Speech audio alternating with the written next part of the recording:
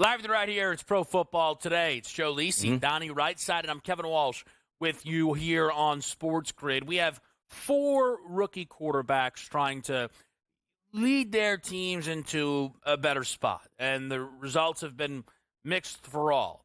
The biggest disappointment, though, has to be in Chicago. And the Bears, and that today, or this week rather, was represented when they moved on from their offensive coordinator in Shane Waldron. You know, I look at Caleb Williams, who I bet to win Offensive Rookie of the Year, and I'll be honest, I go, I did the right thing.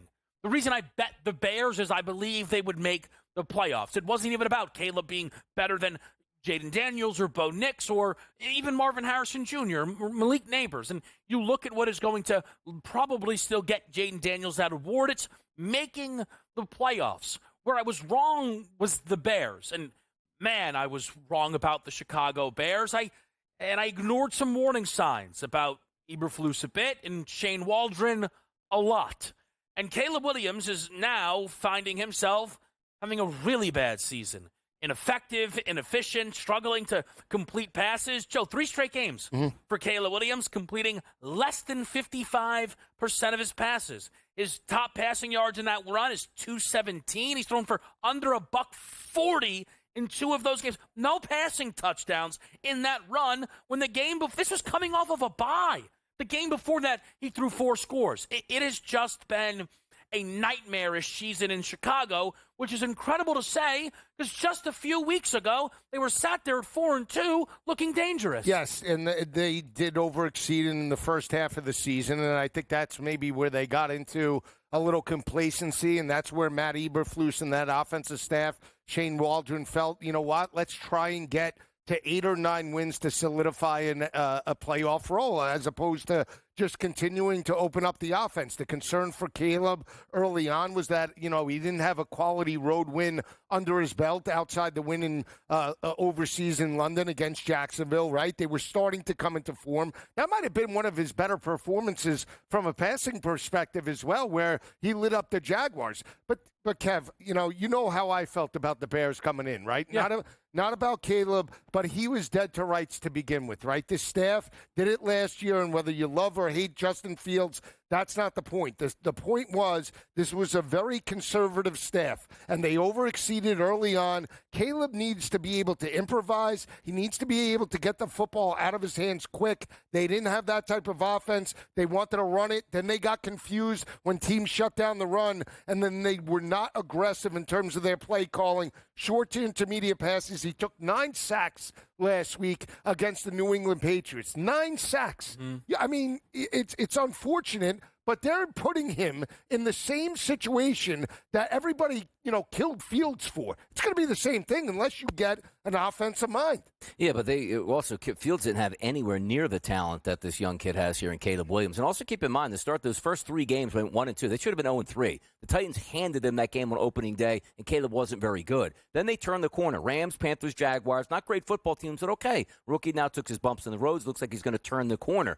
Turned it the wrong direction. That Commanders, Cardinals, Patriots games got worse by they were. Now, granted, you had to fire your offensive coordinator, there's no question. I don't know if you're going to fire the head coach during the season, but that's the easiest change to make. You're not sitting down Caleb Williams saying you got to take a back seat like Anthony Richardson. That's your franchise guy. He's expected to move mountains out there on offense. And the weapons are there, Joe. Yeah. 3 quality wide receivers, good tight end, good running game here. You should not be scoring under 10 points in a game. There's a chance they can turn it around today because sometimes you do get the bump from the offensive coordinator, and I've always said this. Regardless of what you think Thomas Brown is going to do today, I guarantee you he's not going to have a conservative game plan that says, let's just keep us in the ball game. That's not how you get a job. That's not how you get the buzz around the league. You step into today and challenge the Green Bay Packers and score 24-plus points. Yeah. And let's say even if you lose the game, hey, look, the offense is back. That's all you can ask for. If they enter this game and lose to the Packers, 27-13, it is going to be hell on wheels to listen to what they're talking about in Chicago the rest of the way because then it goes right back to Eberflus. Yeah, I think the reality is there's almost nothing Eberflus can do to keep his job. I think the worst part for the Bears is the potential that you have now lowered how good your job is. I think you look at this past offseason, and you could easily argue the Bears were the best job available on the market. We might get the Cowboys job. You might get both New York jobs available this offseason. Just that right there, right. You might be 4th because New York is new. Dallas is, what are we talking about here, right, in terms of pedigree? I'm not saying the Bears are a small market team by any stretch, but, man, You have real things that you could potentially be competing with at a super high level, making this difficult for you if you want to get into that conversation. We'll watch it play out. Now, Washington hired a new coach, and it started out amazingly. And overall, this season is going to almost assuredly finish a success. At 7-4, we still think the Commanders make the playoffs. But I got to tell you, Lisi, I wish you were here on Thursday, not so I could have given you a tough time on how Jaden Daniels looked, to see if you could have explained to me what you were watching in that game. Because, Lisi, I'm telling you, he did not look like an NFL quarterback in that game, and it was pretty jarring. Well, they lost the game. You got to look at how things played out, right? They lose the tough game. They were up 27-21 the week before against Pittsburgh, lose it in the final 3 minutes, and then they go on the road with an NFC opponent, right? Challenging and jockeying for first-place position. And they played it more like a playoff game as opposed to throwing caution to the wind and saying, hey, what got us here? What got us here is a wide-open offense, our quarterback being able to utilize the RPO game, stress defenses on the perimeter with his legs. What did he have, 8 yards total rushing in that matchup? Now, part of that was how dominant the Philadelphia Eagles defense has been really coming into form over the last couple of weeks. But it was a conservative game plan to try and win it. And I keep saying this, well, try to win it 17-13 as opposed to 40-20, and you wind up losing the ball game. And that's exactly what played out. Once the Eagles got the lead with Saquon and the tush-push with Jalen Hurts, it was over. Signed, sealed, delivered, totally one-dimensional, and then they just gave in and let go of the rope in the final 4 minutes. I didn't mind the game plan that Washington had after the first quarter where the Eagles were just self-destructing and Washington saying, okay, we're on the road, it's going to be a tough game, let's not do anything outlandish. But I agree with Kevin. There were some throws to be made in that football game, and I'm not talking about, hey, man, 3rd and 16, you got to throw that 20-yard out, and it's not there. I'm talking crossing routes 5-6 yards away that just were getting missed at throwing at the player's feet. But having said that, too, sometimes you look at the stage of the season, back-to-back games there, Steelers and Eagles, that's a tough one. But now you get the Cowboys, the Titans, and the Saints. You get back on that railroad and drive forward because I think we can all agree this is a playoff team, but it was jarring to see because we've sat on this desk and watched live primetime where he looked like the best quarterback in football, not only the best quarterback in the NFC or on his team at this point. To see him struggle that much last week was pretty eye-popping. I'm pretty sure it wasn't until the second half he completed his first pass of 10 air yards. The wide receivers were nowhere to be found in that game. McLaurin was shut down much of the night. And I will say this, right? There were moments early in the season where I was like, Joe, forget everything me and you have ever talked about Daniels. I don't know about Cliff. And it was going great. He has this bizarre history. Go look it up, okay? It hits November, and all of a sudden Cliff Kingsbury can't call offense anymore. He don't like the cold, maybe. Happened in Arizona, happened at Texas Tech, happened at USC. It's just, we'll see. We'll see with this team. You also have both Bo Nix and Drake May starting, but in different scenarios. And, look, it's still this lost season. I wanted to give this quick check-in, Donnie, on Drake May. Mm-hmm. The Patriots could still very well end up with the worst record in football. Yes. Do you actually think they would draft a quarterback, or would they just trade out if they end up in that spot? I mean, they're a long way to Rams, Dolphins, Colts. The projecting he's on for me now is much better than when he first got in there. So it looks like he can't even play right now. There's a reason why Jacoby Brissett is playing over him. Now, granted, it's hard to actually evaluate Drake May on his rookie season because, number one, they have a horrible football team. He's got no wide receivers, got nothing. Ramondre Stevenson is his only weapon. So I do give the kid a lot of credit for being gutty and fighting it through. I just hope the bad habits don't start from nobody ever being wide open for him. No, that's a main option. And they got to get weapons around them. Yeah, you have to make that assessment with a pure number one, a secondary slot receiver, and they have the tight end, so we'll see. I'll just say, if they end up at the first pick, they're trading out. I'd be stunned if they didn't draft Travis Hunter. I'd be legitimately stunned. Wow. I mean, that would be an option for them. But absolutely. They won't let Dad number 2 won't let him go there, though. No, you don't think he'd be okay with New England? Him and Kraft are probably best friends. We'll talk about Bo Nix against Atlanta with you right here after the commercial break.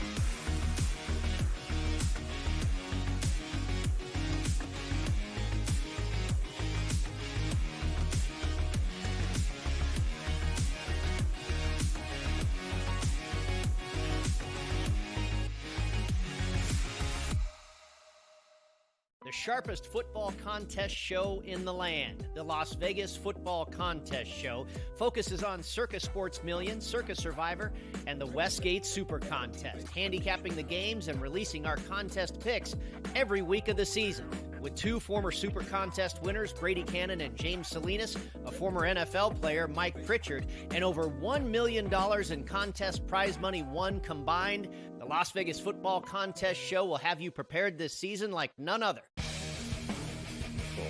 We live in a society right now where everybody's a snowflake, everybody's a cupcake, and everybody thinks that nothing is fair. Everything is like, it's not fair. We should have a better chance. We need more. You know what? I'm old enough to remember when you needed to have a perfect goddamn record to win a college football championship. That's the way it was. 11-1, too bad. Sports Rage tonight, only on SportsGrid. Grandma Bear, who owns the football team, probably comes in, gives a little, oh, man, you're such a good little boy out there. Congratulations, the way you coach this football team. I'm never going to fire you. Totally, I missed you pinching your own cheeks as I was looking down and did not know we were getting. Oh, Donnie, you got such a good show there with that guy named Ben. Like, that's what your grandma would do to you when you go see her on Thanksgiving or Christmas, The Early Line, only on SportsGrid. Tony Bennett stepping down and resigning from Virginia right before the season started versus the Villanova team that, folks, I got to take my glasses off. I can't figure this team out. I can't figure this team out for 2 damn years. And the problem that keeps coming up is the coaching of Kyle Neptune. Betting above the rim, only on SportsGrid.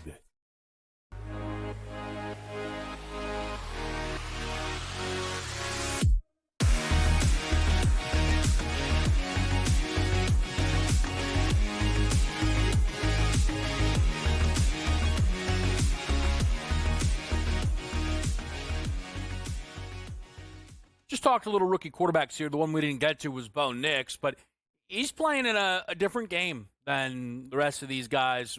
When you look at, Caleb and Drake May, who are on the slate, Drake and Caleb would love to play spoiler. Denver's trying to hold serve. I tell you, I'm a little surprised to see the respect the Broncos are getting as favorites in this game against the Atlanta Falcons. I imagine this line is being boosted because of the Denver Broncos hanging against the Kansas City Chiefs last week.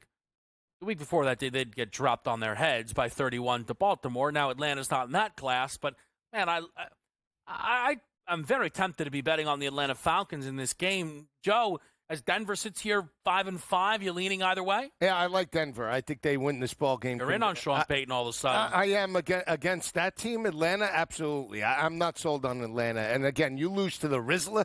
Yeah. Last week, Darren Rizzi, the way he came up, they were calling him. He was red hot on the sideline. I cheated on the injury report and everything. Yeah. Got those guys healthy. They were flying. They were a 3.5-point dogs, the Saints, and they pulled receivers off the street, Valdez-Scantling, to abuse that secondary, and they pull out a 3-point win.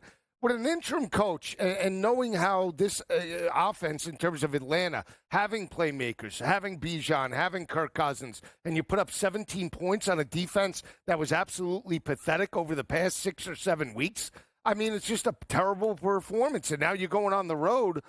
I don't care about the quarterback advantage so much, meaning obviously you give the veteran experience Cousins over Bo Nix, but it's the defense. I believe more in Denver's defense, playing at home, being able to run the football than I do in terms of Kirk Cousins on the road going up against Sean Payton. And I don't think they have the coaching advantage as well. Raheem Morris has been hot and cold, up and down. Give me Denver. I think they win it by 7 or more. Yeah, I'm with you on Denver as well, because I think it's just the trust factor where I know the NFL is a week-to-week league. It's like, hey, can we trust Denver going up against Kansas City after getting smashed by leveling up against the Ravens? Yeah, they should have won that game. Now, also this comes back to it as well, where you're pointing to instances where rookie quarterbacks, what are you going to get out of them? Jaden Daniels throws that long touchdown pass, the Hail Mary, to beat the Chicago Bears. They go on the road the next week to take on the Giants. I wanted to see how he reacted. He was very good in that game. Loved what I saw. Bo Nix last week with a victory over Patrick Mahomes that he's something he's going to be able to brag about his rookie year. I went in, knocked off an unbeaten team in his own building. They lose that game. How does he bounce back in this performance today? Does he have the same stamina that he had last week? Hey, should have won that game, lost. Oh, no, I'm a rookie. I'm going to fall into some bad traps here.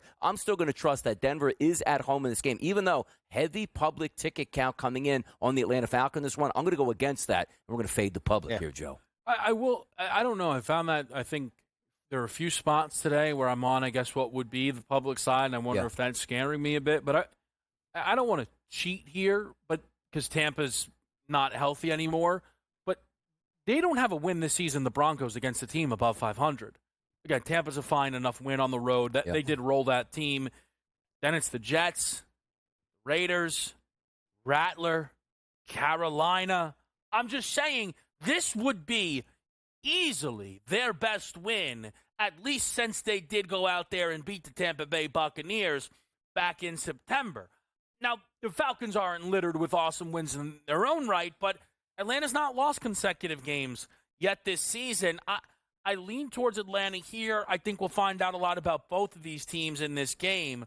We've talked about the Chicago Bears spot. Without Shane Waldron, I think there's going to be a lot of people who think this is going to be instantly fixed here, Donnie. Are you someone who's feeling that way? For the Bears? Yeah. Yeah, no, not instant. Sometimes you have to take a look at the long term. I do think there's going to be an interim bump here because also the tendencies are going to get broken by the Bears, what they've had for the first, at least the last 5 to 6 games where they've been struggling. Yeah. So I do expect, and also you're taking a look at a Green Bay Packers team, I think 24th in the NFL against the rush. DeAndre Swift should be able to buoy that offense enough to get that play action passing going. Am I overly excited about what's happening with the Bears? No, I'm not, because Thomas Brown, we don't know too much about him, and maybe he works out, but probably he doesn't, because what's the optimism here? Thomas Brown comes in as a good offensive coordinator. They fire Eberflus. He's not getting that job as the head coach there in Chicago. So it's almost like a lose-lose situation like we talked about Eric Bieniemy in Washington. What was the end game? He's going to be good enough, but the team's going to be bad enough with the record where they would fire Rivera and he gets the head coach there. It's a tough needle to thread in this spot, but I do think the Chicago Bears are going to bounce back today with a decent offensive performance, but we're not going to,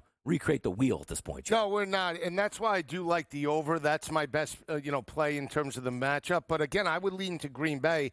Coming out of a bye week, they're the more rested team, and I understand the public money. A lot of people, in terms of sharp money, too, have backed Chicago in the spot because of the bump in offensive coordinator. They are 4-1 at home, a much better home team than they are on the road.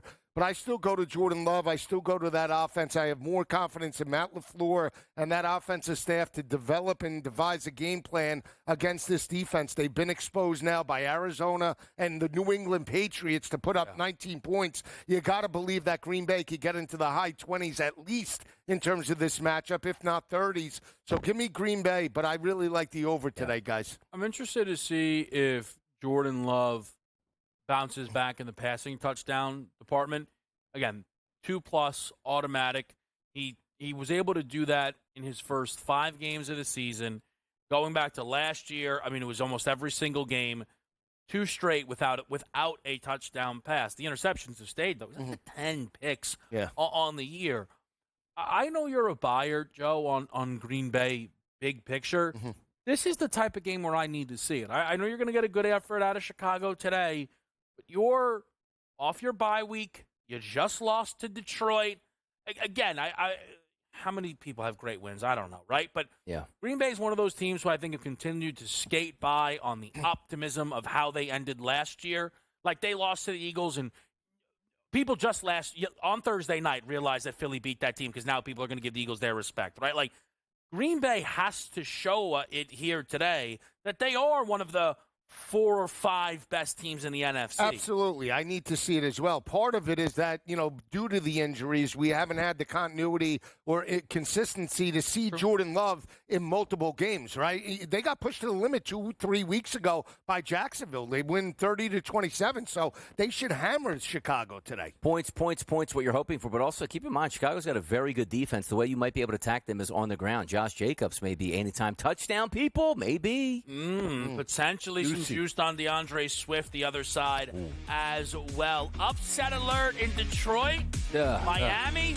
How are one of these teams 8-1, the other's 3-6? We'll talk about it next.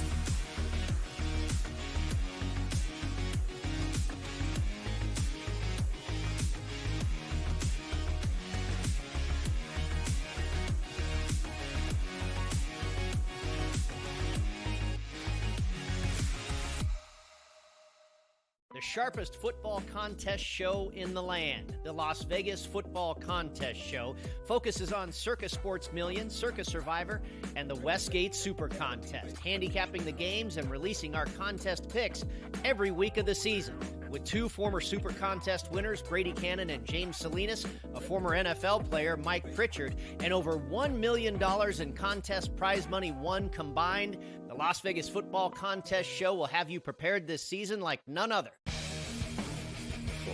We live in a society right now where everybody's a snowflake, everybody's a cupcake, and everybody thinks that nothing is fair.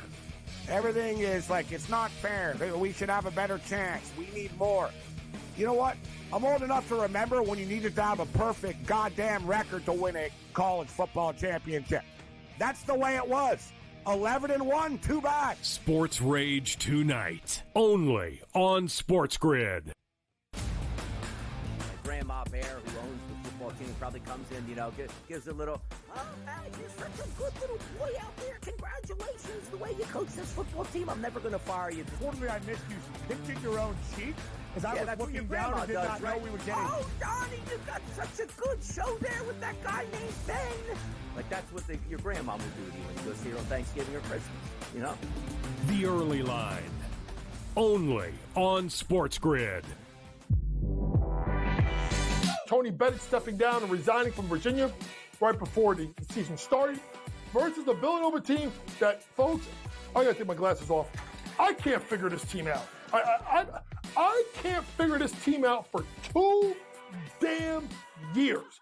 And the problem that keeps coming up is the coaching of Kyle Neptune. Betting above the rim, only on SportsGrid.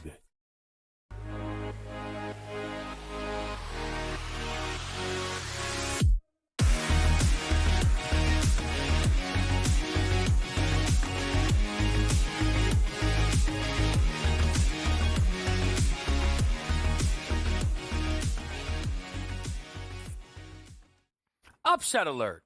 We're trying to take our big spreads. What if something goes wrong? Well, we have two teams that are laying over a touchdown. The 3-6 Dolphins and the 8-1 Detroit Lions. Not the same. Not at all. Let's start on Miami to get this out of the way. Does anybody here feel like laying 7.5 points with the Miami Dolphins? I mean, Lisi, you are a Dolphin fan after all. Yeah, I am, but I would take the points with the Raiders in this matchup. I would. They're rested. They lost 5 straight. They have the veteran quarterback, Gardner Minshew. They fired the offensive coordinator. I think they have the type of weapons to potentially exploit this secondary. I know Miami beat up on L.A. in terms of that matchup in primetime, but again, I got to believe that the Raiders could at least make this a 4-quarter game. Again, I think Brock Bowers can eat at 56.5, and I like Gardner Minshew to throw multiple touchdowns today. Don't be shocked if it's a 4-quarter game. I said it, not you. Wait till later. I'll get into that a little bit later on the value of Gardner Minshew, but I think they're going to be live today. I do like that. Like, we're getting shocked that, like, a 3-win team is going to have a game that goes into the fourth quarter. It's the Dolphins. I know. I understand that. Dolphins. But for me, if I'm looking at Tua Tagovailoa, if you would have told me today, hey, Donnie, Tyreek Hill is 100% healthy, as best as he's ever been, they would light that secondary up, because the worst secondary in football coverage-wise is the Raiders. But that comes to trust level. Is it Waddle, who seems to, like, just dissipate? Big money wide receiver, big play capabilities. I haven't seen it. Gets what? 2 catches, 55 yards right off the bat against the Rams, disappears the rest of the way. Jonnu Smith, can he step up there? I don't know. But if Tyreek Hill was healthy, he would slay this secondary. $125 plus, 2 touchdown passes, 2 touchdown catches coming from Tua. But I'm not in a rush to lay 7.5. Is it now? Am I wrong on Hill today? Could he have a big day? Because he looked like he wasn't even a part of the game plan. Yeah, Donnie touchdown. Yeah, what was it, a 5-yard touchdown pass? He wasn't even in the game plan. Is he going to be a viable weapon? Because if he is, they can exploit the secondary. I have no confidence. Do you have confidence in Mike McDaniel? I don't. I don't have any. No, he doesn't need it. I went through off a bye. Doesn't it feels like an Antonio Pierce spot, in my opinion? It does. That's why I like Las Vegas. Hold on. Do you want to know what he did last year off his bye? I don't care what he did last year, but yeah, give me the stats. Wow. Wow. No. What I'm saying is not for you. You're assuming it's negative because No. you're on Yes, he the is. Raiders. Yep, there you go. He covered off his bye last year. Great stat. Great stat. I don't care what he lost 36 to 3 last year. off his What I'm bye. saying, what I'm saying Can I is, finish for 1 second if you don't mind? That's That'd so be great. good. He covered last year in a game they didn't score in. They were catching 3.5 to Minnesota and lost 3-0. Oh, wow. Oh, that was the game. So Remember that one? I look at this spot here. I think this is one of those dead games. The only thing is if it's 43.5, right? Mm-hmm. Which to me suggests the 7.5 suggests, well, this is high fly in Miami. Well, high fly in Miami scoring 35 then in this game. I would look at the over. I'm not rushing to bet this game. What was the spread? 6.5 against Arizona when he came back. What was the spread when they played? 3.5, I think. 3.5. 3.5, 4 maybe. They put up 55 in that game. Mm-hmm. That was the last home. But again, you see, that's why I keep going back to the Raiders and Brock Bowers. McBride had a $123 against that defense. Allen in L.A. couldn't exploit them on primetime the other night. Parkinson's dead in the water. They're still searching. I mean, you bet on their Parkinson! fifth string. Did we see? Hey, anybody see Parkinson? You bet on the fifth string tight end on the Rams. What do you want from them? Let me ask you about this Detroit-Jacksonville game because it's up to 14 in spots here. Anybody looking to lay 2 scores in a National Football League? I mean, it's Mac Jones out there, though, man. Goodness. Yeah, what a cover last. I mean, all Doug Peterson's done since his job's been put on the line is cover. They covered 4 games in a row. This guy's They red ain't hot. playing for the guy anymore, Could he take that to Khan and say, hey, listen, yeah, that's what I was we didn't feeling. win, but we Like, I covered think every we have game. bias on the telecast here, where one guy can never go in on the Jaguars full on firing coaches because of some ulterior motives here. Wow, Yeah. see, I will say he forgot the ATS thing. I will say. I mean, listen. All shots are expected, but like when you go, they're not playing for him, and they've lost 3 straight games to heavily projected playoff teams in covering fashion. It doesn't really make any sense. See, this game, right? Detroit laid 11.5, 12.5 to Tennessee, and they smashed them. Yes, this is I can't take it. I think they're going to absolutely bow race them today. They might win this ball game by 24. The way they came back, they won that game. They were dead to rights against Houston and still won. They didn't cover, but they won. They're going to hammer Mac Jones today. Wow, Any tight end looks in this one? No, I like Brian Thomas though. 46.5. He doesn't like any tight ends in the game. In fact, he would fade the tight ends in that go. game. Brock Wright, ETN. Brock Wright is wrong. Could be some juice out there. Does Anthony Richardson have juice? Talk about it next.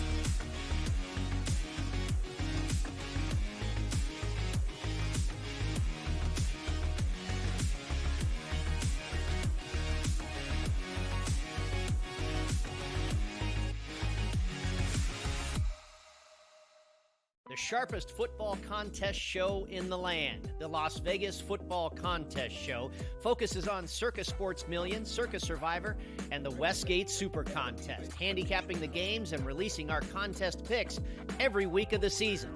With 2 former Super Contest winners, Brady Cannon and James Salinas, a former NFL player, Mike Pritchard, and over $1 million in contest prize money won combined, the Las Vegas Football Contest Show will have you prepared this season like none other.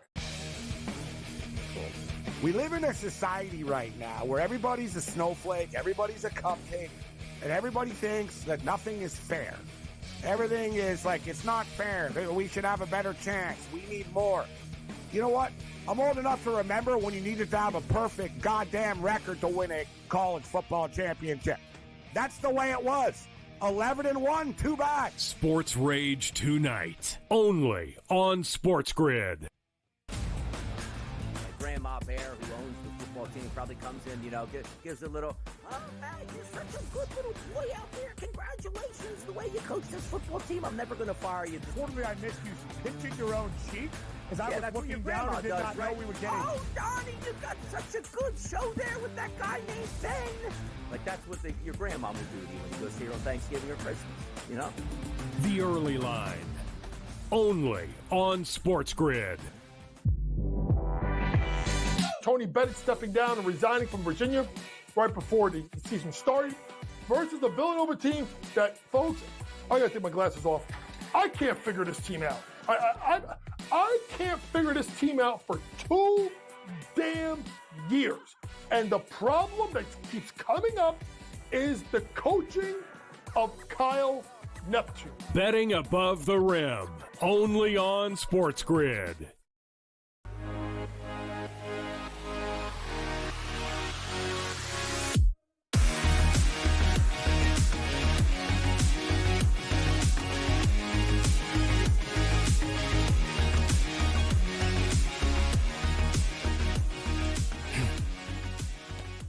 All right, we get into Jets Colts, which it's funny how these teams, despite their records, keep themselves a part of the conversation. The Jets at 3-7, though, I guess that can't be too surprising. Indianapolis, with the in-and-out quarterback change, are back to Anthony Richardson. Let me just start on that point to you, Lisi. Mm-hmm. Your thoughts on the Colts going back to Anthony Richardson after two terrible performances from Joe Flacco? Yeah, it's the right move. I mean, Joe Flacco showed us his immobility a couple of weeks ago on the Sunday night game against Minnesota. They exposed Joe Flacco in terms of his weaknesses, right? You blitz him early and often, you keep him in the pocket, and you force him to get the football out of his hands in 2 or 3 seconds to short underneath throws. That's the perfect game plan for Minnesota. They won that matchup, and Bills duplicated that. They forced 3 turnovers again. And again, when you look at just big picture, Colts aren't going anywhere with Joe Flacco under center, right? Mm-hmm. You might get, we talked about it, you might get to a certain level, but then you're going to plateau with Joe Flacco, just the way the Browns did in getting blown out in the second meeting of the Houston Texans, right? So, again, big picture, it was the right move. In terms of this matchup going up against the Jets, this Jet defense has not lived up to expectations. Certainly not after Robert Saleh got fired, right? This is a perfect opportunity to get Anthony Richardson back in the mix, expose that defense. Look at what Kyler did to them, right? You know, extending plays. Now, I'm not suggesting we get that type of effort today, but with Jonathan Taylor and that rushing attack, I think it's all Colts. I'll take the 4 points on the road. Yeah, I do like the Colts in this game. And it's not so much if we're talking about Anthony Richardson. I think the organization handled it perfectly. It's time to get him back in. He's supposed to be your franchise guy. Sat him down for 2 games, maybe got his work ethic back up there. He saw some things that maybe he didn't see while he was playing. Love that move here. But this move is more indicative of it's a perfect placement against the Jets. Well, Don, it's a road game here. They have to win. The Jets are desperate. I understand all that. But the Jets also have the 29th ranked rush defense going up against the number 1 rushing offense here. Run blocking, which then you say, well, why aren't they that great? Well, Jonathan Taylor was injured a lot of the season. Now back 2 to 3 games with over 100 yards. He should pulverize that defense, which play-action pass works perfectly here. You should be able to get those scramble plays like Joe was talking about last week that the Arizona Cardinals got.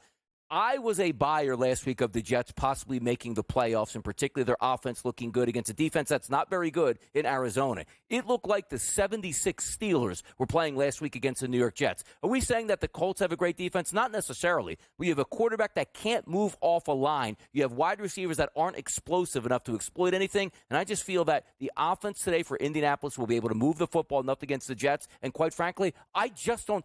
Aaron Rodgers, Devontae Adams, Garrett Wilson. I don't even trust them. It's incredible we're at that point now.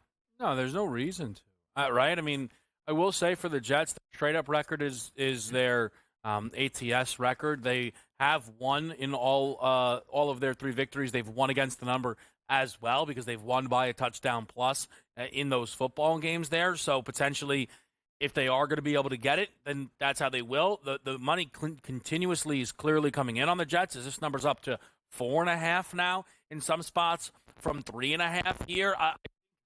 What stood out to me the more I looked at this game is the fact that AFC wildcard picture, the Colts are part of that conversation, and if the Jets hold today, those 2 teams will have the same record. And I know we could, again, easily go, well, that just means Indy's done. Yeah, I think Indy's done regardless. I don't think Indy's going anywhere, but I don't know, does it mean that the Jets are knocking on the door No. again? No. Nope. Like, how many times can the Jets... But Donnie, if they get to 4-7... Yes. Right?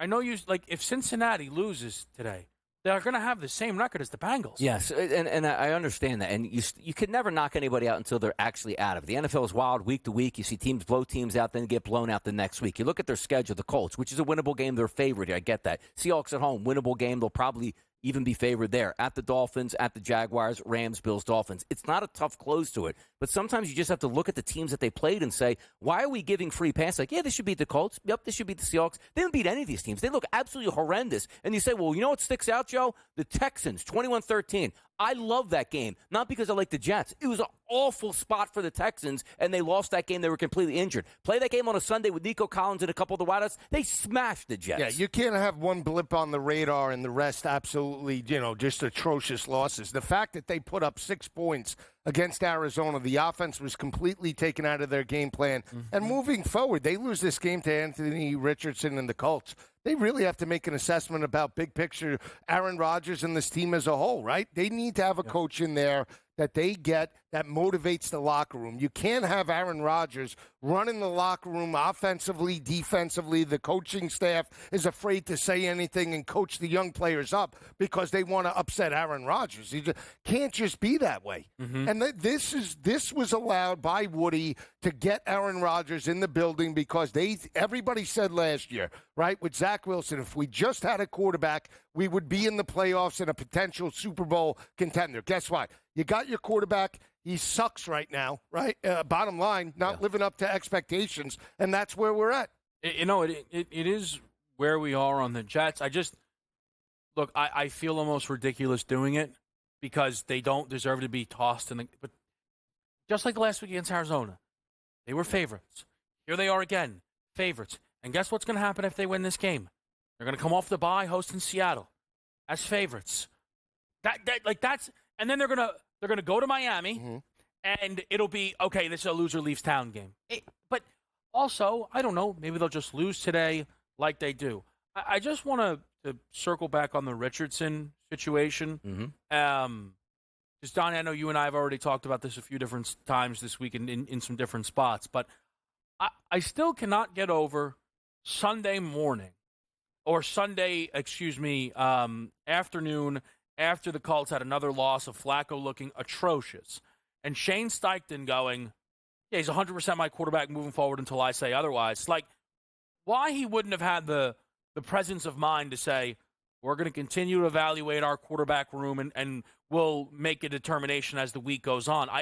Why he would make that double down, it just, to me, continues to open the door for my belief and Shane Steichen doesn't make the decisions in Indianapolis. Well, also, you want to avoid that at the press conference right after the game. Like, you don't want to just open up and the next 15 questions about Anthony Richardson, not about the game itself. So the minute you say that, shuts it down. You talk about the game. You evaluate the tape. You make your decision on Monday, Tuesday, or Wednesday when the game plan gets installed. So I don't have an issue with that one bit. And again, I think the organization handled this perfectly. And you know how you're going to know that?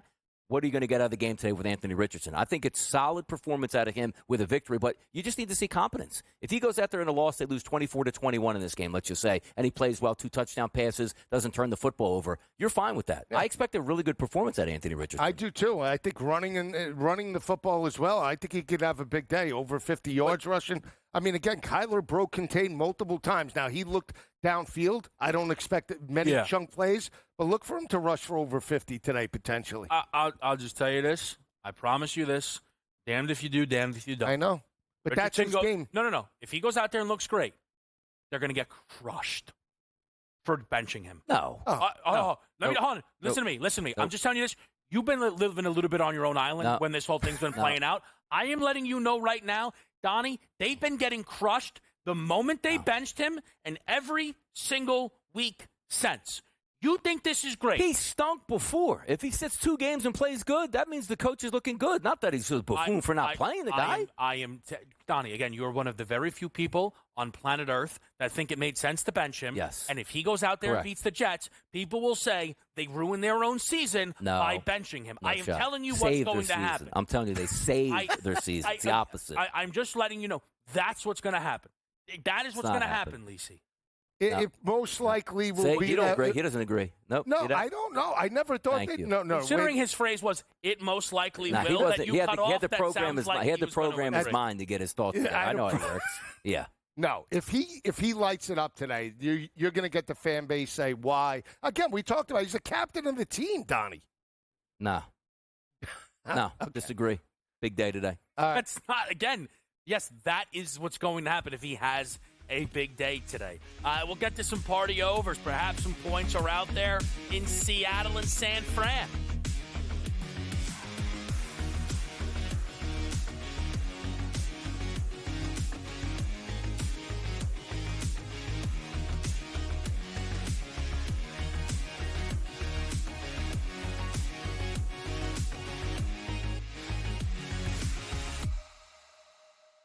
The sharpest football contest show in the land, the Las Vegas Football Contest Show, focuses on Circa Sports Million, Circa Survivor, and the Westgate Super Contest, handicapping the games and releasing our contest picks every week of the season. With two former Super Contest winners, Brady Cannon and James Salinas, a former NFL player, Mike Pritchard, and over $1 million in contest prize money won combined, the Las Vegas Football Contest Show will have you prepared this season like none other. We live in a society right now where everybody's a snowflake, everybody's a cupcake, and everybody thinks that nothing is fair. Everything is like, it's not fair. We should have a better chance. We need more. You know what? I'm old enough to remember when you needed to have a perfect goddamn record to win a college football championship. That's the way it was. 11-1, too bad. Sports Rage tonight, only on SportsGrid. Grandma Bear, who owns the football team, probably comes in, gives a little, oh, man, you're such a good little boy out there. Congratulations, the way you coach this football team. I'm never going to fire you. Totally, I missed you pinching your own cheek as I was looking down and did not know we were getting. Oh, Donnie, you got such a good show there with that guy named Ben. Like, that's what your grandma would do to you when you go see her on Thanksgiving or Christmas, The Early Line, only on SportsGrid. Tony Bennett stepping down and resigning from Virginia right before the season started versus the Villanova team that, folks, I got to take my glasses off. I can't figure this team out. I can't figure this team out for 2 damn years. And the problem that keeps coming up is the coaching of Kyle Neptune. Betting above the rim, only on SportsGrid.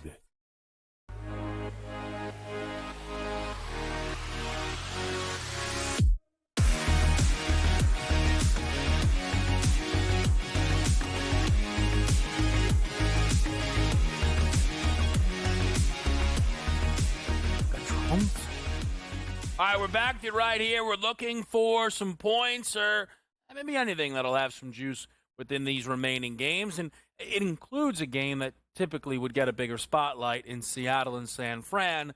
This game's a little bit of a mess, though. It is. Kittle's not likely to play. Yeah. Trent Williams is questionable. Yep. Also, the Seahawks had an offensive lineman retire during the bye week. So this is one of these step back a million feet away games. I was interested, Donnie, in that Seahawks team total, but the 19.5 to me is an important number, and it was just a tick too expensive. Yeah, DK's back. You do have a little bit of rain in the forecast, which could throw some things off. Also, Christian McCaffrey, second week here. Does he get more explosive carries than he had in game number one? Look good in the passing game, not so great in the rushing game here. His total touchdown price, I believe, hovering around that -200, -210 price. So the expectations are he gets in. But I'm with you on this. George Kittle has been instrumental this year, has been fantastic in the red zone. He's not going to be there. Who steps up? Is it Ricky Pearsall? Is it Deebo Samuel stepping up on the opposite side? And also, how effective are we going to see Christian McCaffrey in that red zone actually making up for it? So it feels to me like it's more of a Brock Purdy game for the San Francisco 49ers. But on the opposite end, it's crazy to say, Kev, I don't know what I'm getting out of Seattle. Is it good Geno Smith? Is it bad Geno Smith? Are we rested? Is Metcalf coming back as that A1 wideout? Because I look at this number, which is dropping, opening up at 6.5, was 6s and 6.5s yesterday, 5.5s now starting to show up here at FanDuel, 6s on the rest of the board here. I'm not willing to lay a touchdown today with the Niners, Joe. I'm not, but the thing that stands out to me, and because McCaffrey's back, is the total. Now, we covered that Thursday night game. What was it, 64 points we got up to in that matchup? The total just screamed through in terms of the fourth quarter. 49.5. I still think we can go under just because of the lack of weapons. We see now that Seattle's not built to go explosive play for play with all the teams because of how bad the defense has been. So maybe we get more of a controlled type of attack out of Seattle, limit, possessions by Brock Purdy, run the football consistently. I like the under here. I don't have a particular side. I lean San Francisco just because they have hammered Seattle in recent meetings, but I like the under 49.5. Yeah, I'll just say one thing that stands out to me is the way they're pricing McCaffrey. Didn't score last week. You know this, though. Books don't really offer the no. Yep. The rushing number, he never got close. It was a great call by you, Joe. The receiving game, he broke out for 68 yards. On his rushing receiving number today, 127.5. I mean, just again, it's like 30 yards higher than Derrick Henry's number, just to give people a little bit of perspective there. The Minnesota Vikings and the Tennessee Titans here. People feel Minnesota could be on upset watch here, Lisi. They were last week. I don't know if it happens consecutive weeks now. I'm with you. In terms of the total, I think it's all Minnesota. I don't know what we're going to get out of Will Levis in Tennessee. I know that they were able to put up 17 points, but they still lost by 10. The fact that they had a near scare in Duval County last week, they pull it out 12-7. Justin Jefferson passing attack was non-existent in terms of the first half. We saw Hawkinson get involved. I think it's all Minnesota. I think they absolutely dominate this matchup from start to finish. I think they win it by double digits. The 39.5 I'm struggling with from the total perspective because I think it's going to be all Minnesota. I think the defense forces turnovers. So I lean to a no play. I would lean to the under, though, but it's Minnesota for me. Yeah, Sam Darnold's been really bad here. I mean, you got to start off to a great, hey, you know what? Maybe you should have drafted a quarterback. It's going to be Darnold. He's coming back down to earth, turning back into that pumpkin, but they're still winning football games. Beat the Colts, beat the Jags. Why? Because they have a really good defense. To me, I don't play teasers. This seems like the perfect teaser game either way for me. You tease Minnesota down, I think they're going to get the victory. You tease Tennessee up, I don't know if we're going to get a double-digit blowout because I don't have a lot of faith in Sam Darnold. If you are playing the touchdown market, Justin Jefferson is going to be screaming for that football, and then Jones out of the backfield I think is a legitimate contender for that. I'm just not comfortable taking right now Minnesota on the road here with that many points. I just think it's going to be a closer ball game, but that says again, Will Levis isn't getting my money. Absolutely not. So a good teaser game either way for me. Yeah, I think the thing with Tennessee, just, I put myself through the entirety of that game because I had that total. It was 27-10 with a minute to go, right? Like they were getting absolutely ran off the field there in that football game, and then the late touchdown kind of covers up a little bit there. How about Jameis going back to New Orleans here? Total 44.5. For me, I am surprised to see the Browns as road favorites. I know we're talking totals, but am I the only one that was a little surprised to see Cleveland laying on the road? No, I'm not. Slightly. I mean, 1.5. I mean, I know it's not a lot. They're coming out of a bye. I think that's right. Number one. And number two, Stefanski going up against the Rizzler, Darren Rizzi. I keep saying that, but keep getting me to it. I know. I keep thinking of who he's talking about. I keep thinking about all the talk shows in New Orleans that get pumped up about Darren Rizzi. I told you that you would get a better effort in terms of that matchup. They brought it. They win it by 3. Now they'll settle in. And I think here's the problem. What do we get out of that defense out of New Orleans? Because, again, they're still getting abused on the ground. I think it's a big day out of Nick Chubb. He potentially could get to 80, 90, 66.5 is his number. I already took it. I lean to the under because I think Cleveland will attack it on the ground. But I still like the Browns in this matchup. It's going to be tough for me because I look at the running defense here for New Orleans, the worst in the NFL. So Nick Chubb should eat, but he hasn't really eaten yet, if that makes sense. But if there is a anytime touchdown prop that I like, it would be Nick Chubb. These are just two bad football teams playing, and I agree. The minus 1.5 flipped over to 1.5 the other side now. I'm with that. I don't have a strong opinion either way totals, but if I had to bet one thing in this game, it's a Nick Chubb anytime touchdown for me today. I think he gets in. You talk about bad teams playing one another. The Rams now fall into that category going against the Patriots, where had they been able to hold at home last week against Miami, they began entering 5-4, and we go, hey, man, win away, 6-4. They're big favorites. Like, here come the Rams. They messed their season up in a major way last week, Lisi. They did. They had everything in front of them. They were starting to, come together, and they had momentum, and they ran right into Miami's front seven. Couldn't run the football as consistently as they wanted. I mean, Kyron, I think, had 59 yards in that matchup, but they go on the road. I know that New England got the victory over Caleb, but Matt Stafford, this offense is more complete. McVay on the road. I think it's a big Kyron day. I do feel we can get through the number, but I like L.A.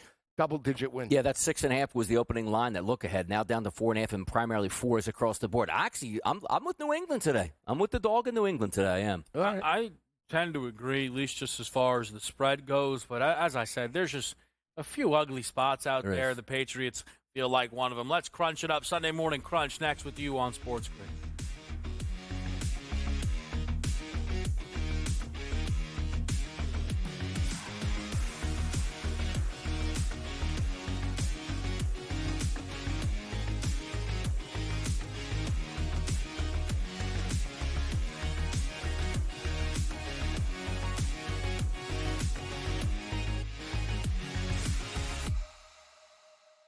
The sharpest football contest show in the land, the Las Vegas Football Contest Show, focuses on Circus Sports Million, Circus Survivor, and the Westgate Super Contest, handicapping the games and releasing our contest picks every week of the season. With two former Super Contest winners, Brady Cannon and James Salinas, a former NFL player, Mike Pritchard, and over $1 million in contest prize money won combined, the Las Vegas Football Contest Show will have you prepared this season like none other. We live in a society right now where everybody's a snowflake, everybody's a cupcake, and everybody thinks that nothing is fair. Everything is like, it's not fair. We should have a better chance. We need more. You know what? I'm old enough to remember when you needed to have a perfect goddamn record to win a college football championship. That's the way it was. 11-1, too bad. Sports Rage tonight, only on SportsGrid. Grandma Bear, who owns the football team, probably comes in, gives a little, oh, hey, you're such a good little boy out there. Congratulations, the way you coach this football team. I'm never going to fire you. Totally, I missed you. Pinching your own cheek? Because I was that's what your looking down grandma and did does, not know right? we were getting... Oh, Donnie, you got such a good show there with that guy named Ben. Like, that's what your grandma would do to you when you go see her on Thanksgiving or Christmas, The Early Line, only on SportsGrid. Tony Bennett stepping down and resigning from Virginia right before the season started versus the Villanova team that, folks, I gotta take my glasses off. I can't figure this team out. I can't figure this team out for 2 damn years. And the problem that keeps coming up is the coaching of Kyle Neptune. Betting above the rim, only on SportsGrid.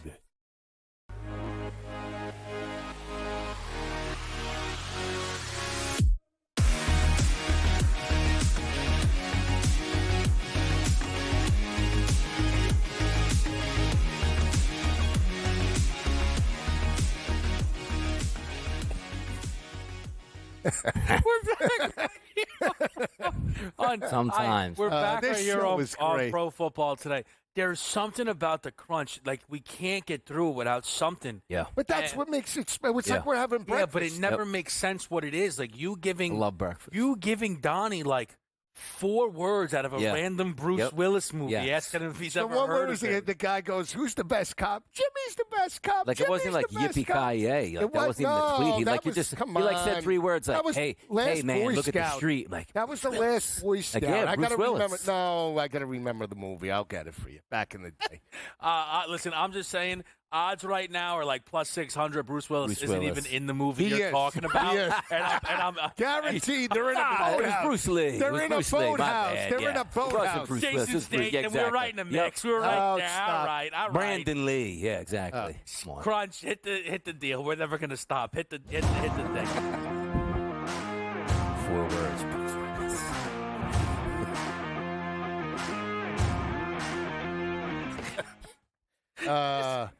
He's playing Guess Who over here. Will you stop? Let's get it going. Playing charades in the commercial. Yeah. I'm not. It's always my fault. I'm dialed in. My Sunday but morning what was the whisper? Like, I wasn't supposed to hear, but I was supposed to hear the answer, and not Kevin?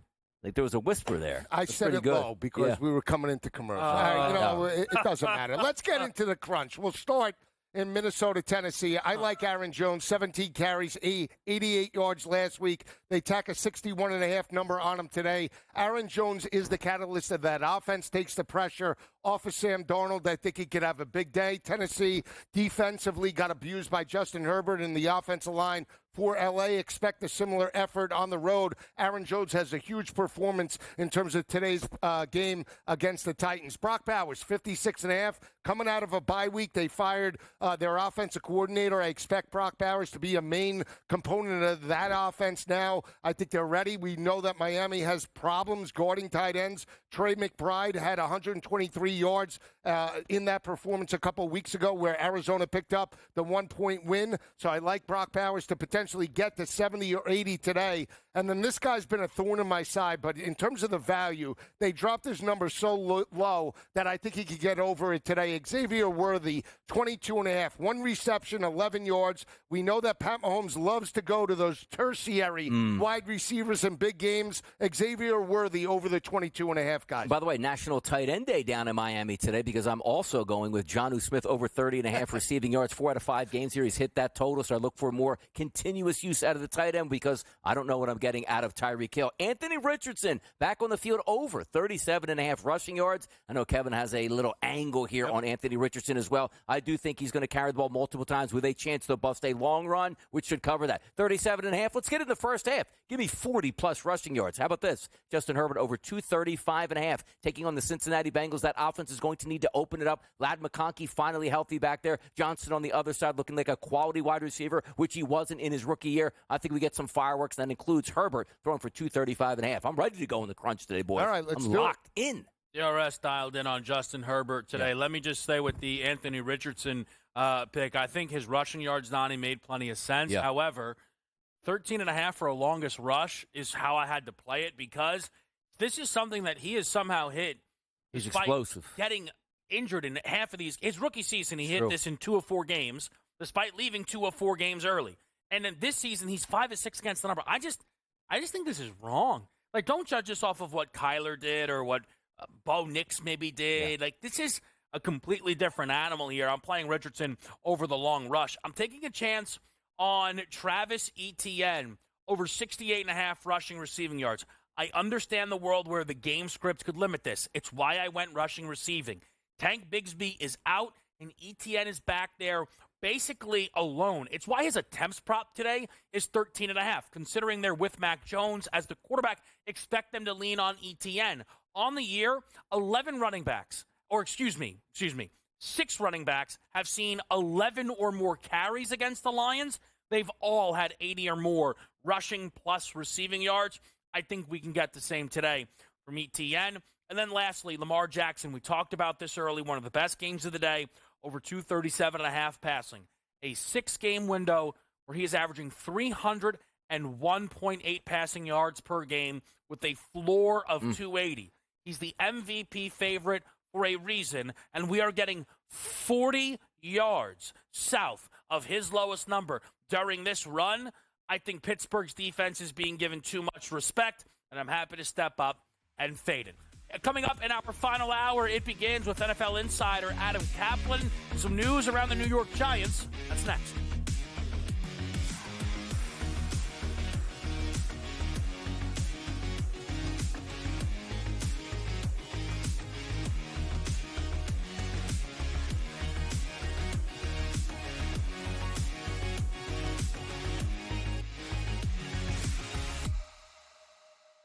The sharpest football contest show in the land, the Las Vegas Football Contest Show, focuses on Circa Sports Million, Circa Survivor, and the Westgate Super Contest, handicapping the games and releasing our contest picks every week of the season. With 2 former Super Contest winners, Brady Cannon and James Salinas, a former NFL player, Mike Pritchard, and over $1 million in contest prize money won combined, the Las Vegas Football Contest Show will have you prepared this season like none other.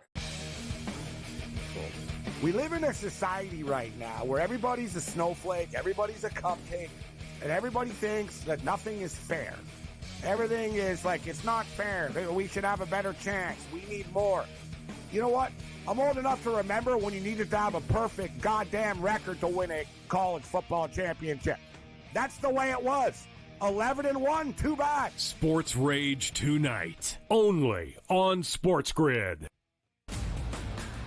Grandma Bear, who owns the football football team probably comes in, gives a little, oh, man, you're such a good little boy out there. Congratulations, the way you coach this football team. I'm never going to fire you. Quarterly, I missed you pinching your own cheek as I was looking down and did not know we were getting. Oh, Donnie, you got such a good show there with that guy named Ben. Like, that's what your grandma would do to you when you go see her on Thanksgiving or Christmas, The Early Line. Only on SportsGrid. Tony Bennett stepping down and resigning from Virginia right before the season started versus the Villanova team that, folks, I got to take my glasses off. I can't figure this team out. I can't figure this team out for 2 damn years. And the problem that keeps coming up is the coaching of Kyle Neptune. Betting above the rim. Only on SportsGrid.